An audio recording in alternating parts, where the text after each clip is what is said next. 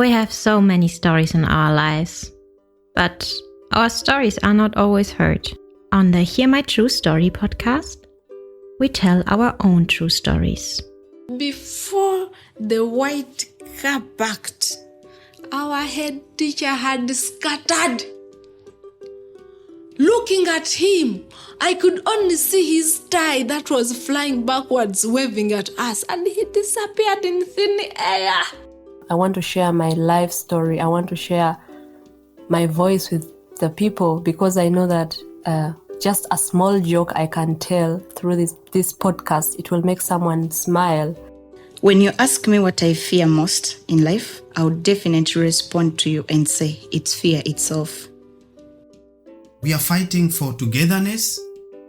We are fighting for equal rights. We are fighting to end injustice. You don't have to be a storyteller or writer because, guess what? Life writes the best stories. Hear my true story. And what do you say about racism and discrimination in when you were there? What was your experience about that? They discriminate you. You don't eat with them. You don't even work. Me, I used not to work with my bosses to go somewhere. They could leave me in a house. So I knew my room was my friend, and that disturbed me so much. And it is still disturbing me because I reach a time and I really want to be alone. I don't want anyone else.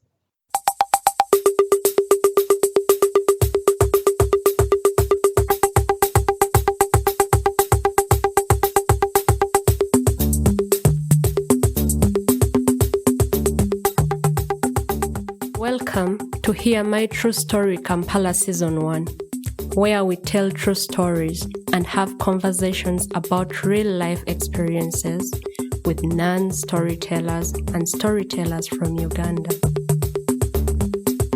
Hear My True Story Kampala is a joint project between Hear My True Story podcast and Omoti Creative, an organization in Uganda. Omoti Creative is an arts organization that provides safe and free learning spaces for creative arts, educational support, and cultural exchange opportunities to children and youths in Uganda.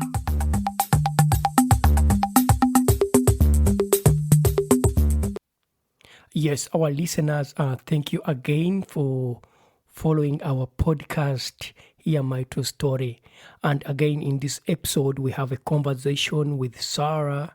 She was one of the storytellers at the Hear My True Story project in Kampala.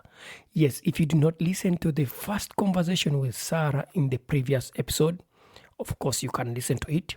But however, in this episode, we get to know more about what happened with Sarah when she was working abroad in Saudi Arabia.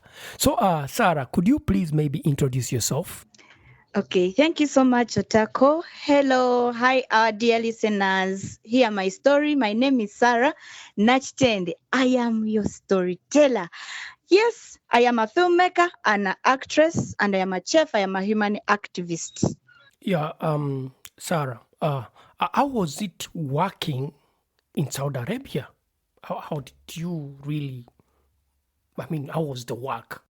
I worked so challenging with the people. They don't understand your language. English is not their first priority. Their language is their first priority.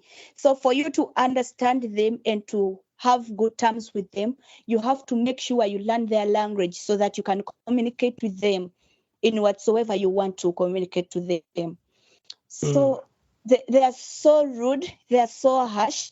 You don't even know, even when you want to say sorry to them, you don't know how to say sorry to them because they're so scary, So I understand that.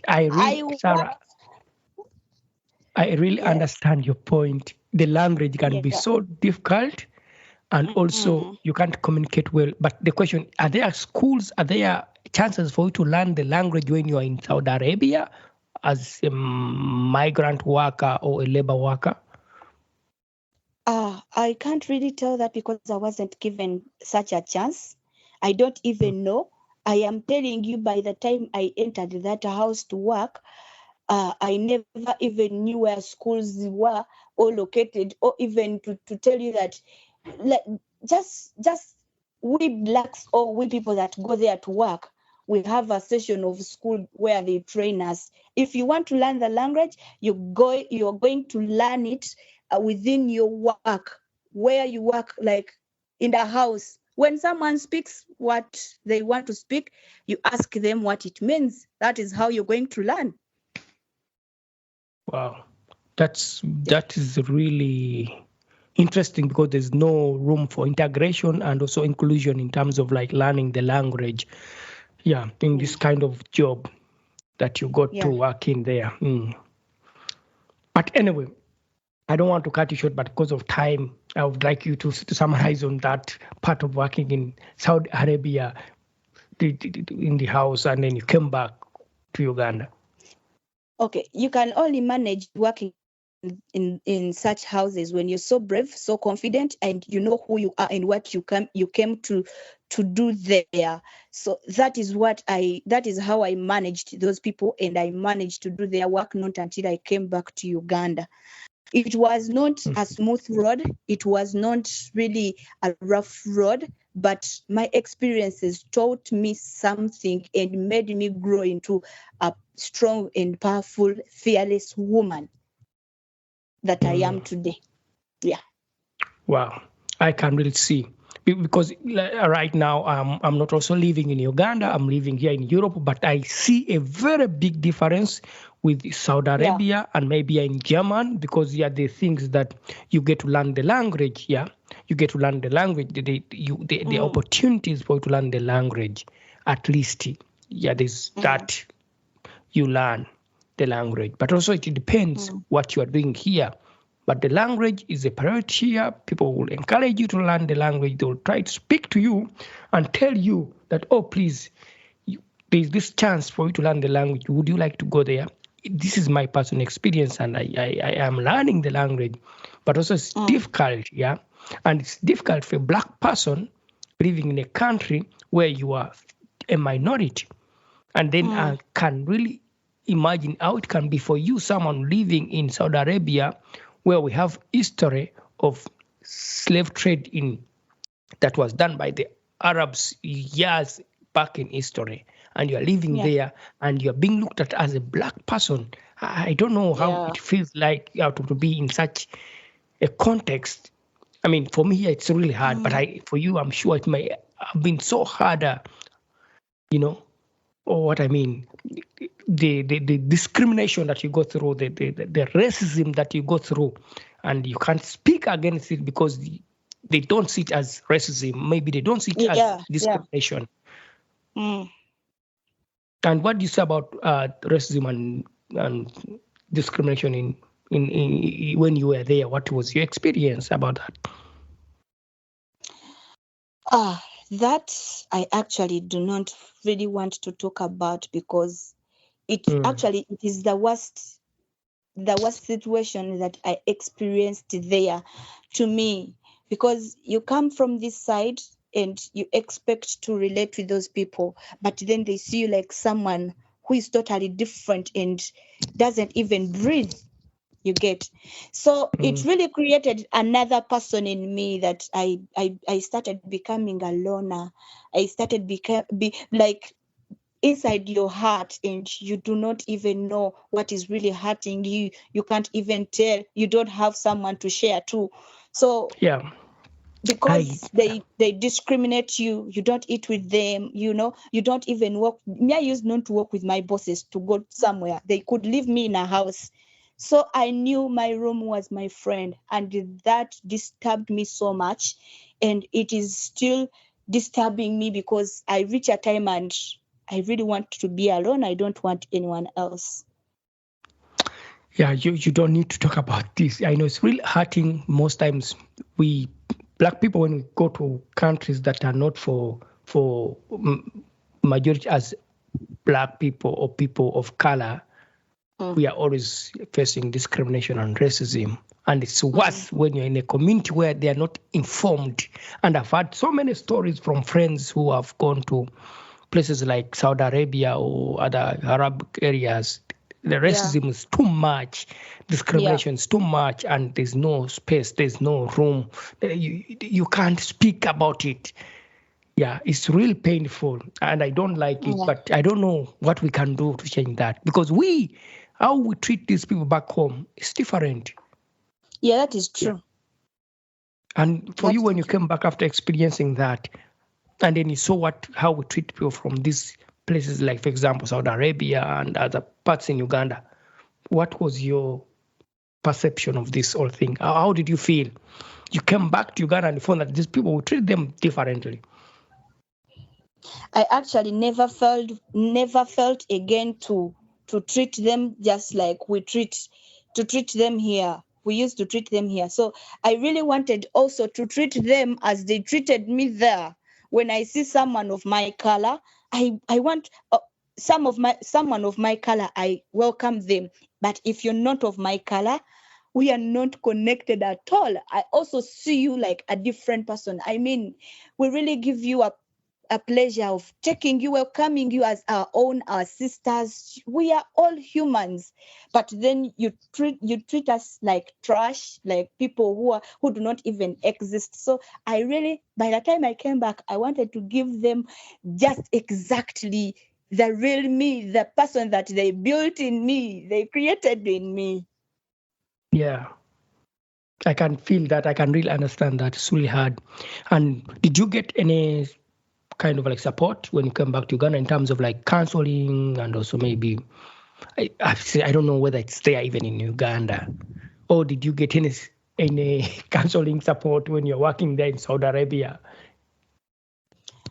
Counseling support in Saudi Arabia is between the workers themselves. We had groups that we created, and those groups, when I know that my friend is in this city, I connect my friend in that group. If that friend connects another person, just like that. So when you're hurt, you go to the group and share with them. They counsel you, they comfort you, they welcome, they love you. That is how we manage to counsel ourselves. And here in Uganda, I came and I never wanted anyone to counsel me, because they would not even understand me or get closer to what and who I am today. So I felt like no one understands me unless you could get me someone who has been in the same situation with me. So counseling, no. Yeah, but I got yes. Yes, please. Yes, please. But I got support from other people, because I shared that I am an artist and I really like it. I am so proud.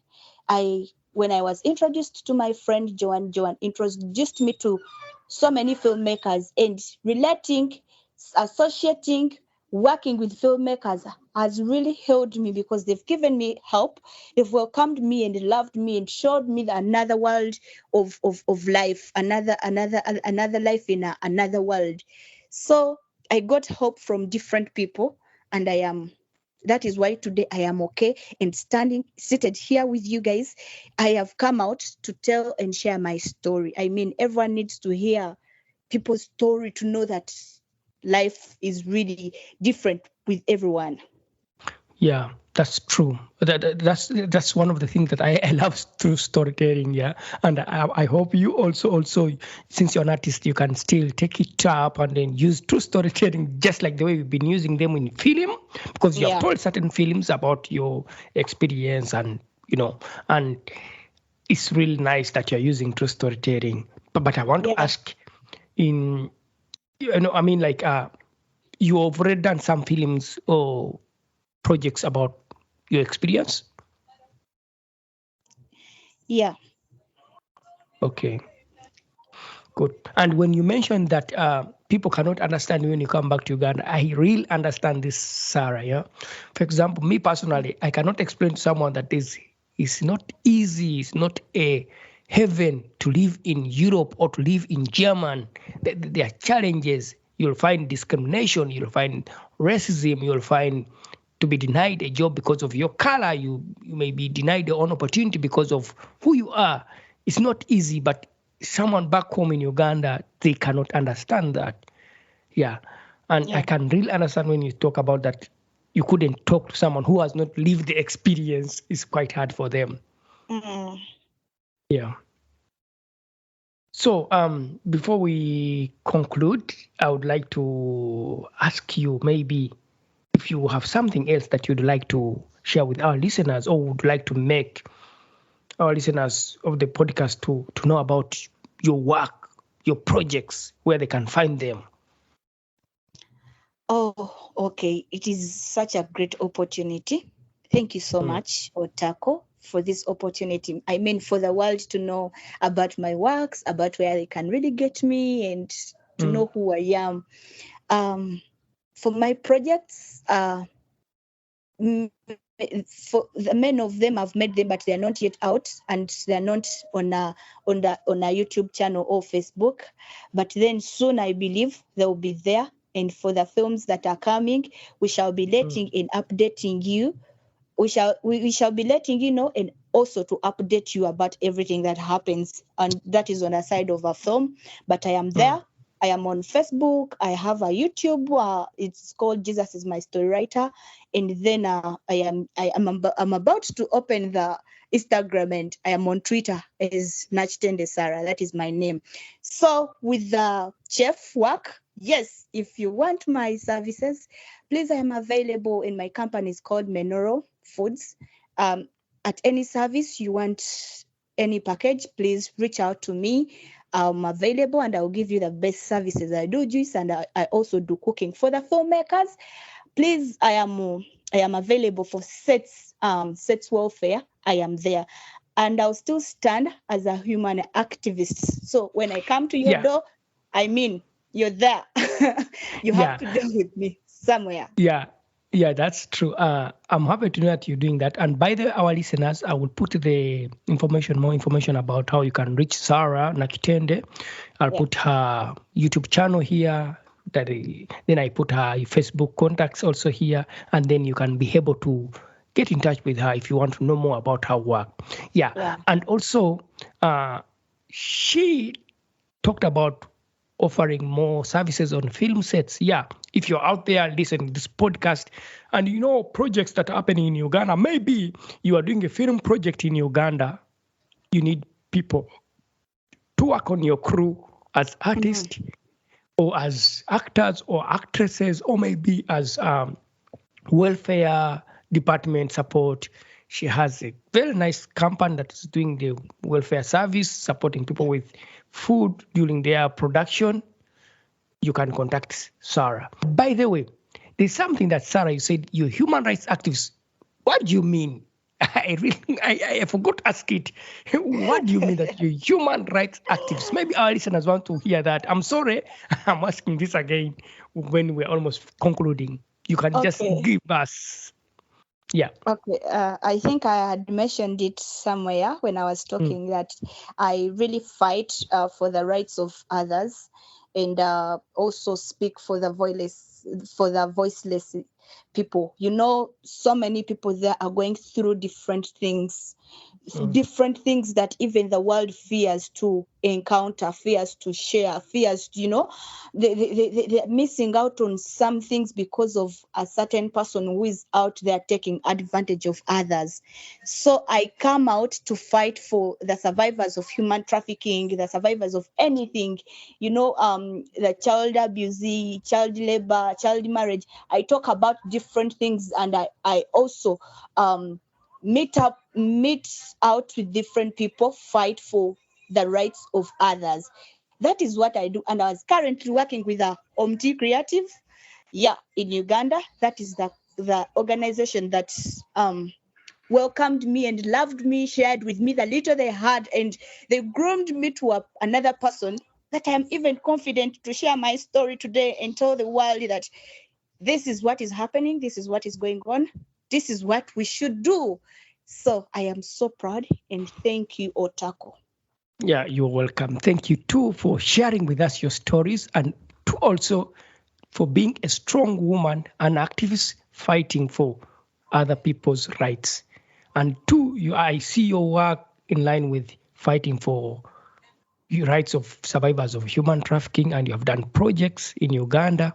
And I'm happy to have met you also in person, and also to know how what you did with Omuti Creative in Uganda, and also what you are doing right now as a human rights activist for survivors of human trafficking. I'm sure there are people who don't know about what human trafficking is, but that is another story. If you don't know what human trafficking is, please kindly research about it, and you'll get to know what we are talking about. And maybe I hope we can have you again, Sarah, to share more about any story and experience. So maybe you can also give us a conversation about human trafficking in Uganda. Definitely. I will really be glad to come back and share more of my stories to you, beautiful people. Yeah, I believe I have so much that can change the world. And thanks to the organizers, to the sponsors for the great opportunity they've given to so many people out there to heal the world. Because when I tell my story, I am healing the world. Thank you. Thank you so much. That's so beautiful. You share your personal experience, you heal other people's lives, and you heal yourself too. Yeah, that is true. Yeah, I'm glad to have met you. I would like to say thank you for the time and the conversation. And anyone who's interested in working with Sarah Nakitende, you can contact her on her detailed information in the podcast here. We have put email, contact, Facebook, Twitter account, and YouTube channel. She will be able to reach you. And we look forward to working with you again. Thank you so much. Yeah. Would like to thank our listeners on our Hear My True Story podcast. We have been doing a project in Uganda where we have been working with storytellers and non-storytellers to share their personal experience through our Hear My True Story Kampala Season 1. Thank you. These stories were directed by Zoe the Storyteller. Audio production for the stories was done by Adnan Singh Kumba. Many thanks to our project coordinator Nicholas Kayiwa and all the storytellers of Hear My True Story Kampala Season 1. For more stories, please visit hearmytruestory.com. For more information about Omuti Creative, visit omutikreative.com or send an email to info@omuti.org. Thank you for listening. Thank you for listening to our podcast, Music by Edwin Matovo, hosted and produced by Otako. Subscribe to our podcast for more stories and visit us on our website, hearmytruestory.com, for more stories. All the links are listed in the show notes of this podcast.